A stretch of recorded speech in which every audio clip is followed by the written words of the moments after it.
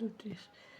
Štai aš vėl kuriu savo naują videoblogą, ne dėl to, kad tam, jeigu reikės būti savo palatos ligoninėse, būsiu šito atlikėjo vietoje. Jeigu būsiu. Jeigu ne, tai kieno nors vietoje vis tiek būsiu po 100 metų, o po 100 metų tada man galėsite išgyventi. Nežinau net kaip, kas, kur, kaip, kada ir kodėl dabar randasi, ar šitoj, ar kitoje vietoje. Na, būtent nežinau, kokioje vietoje rasiu save.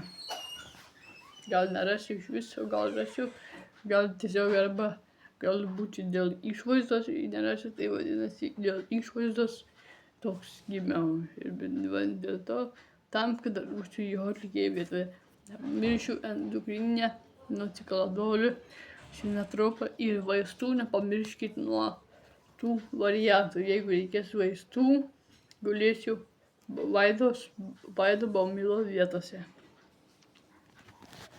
Ir tada, nes ten tik taip atrodo, gali būti, kai nesuvaidinta arba suvaidinta reportažą.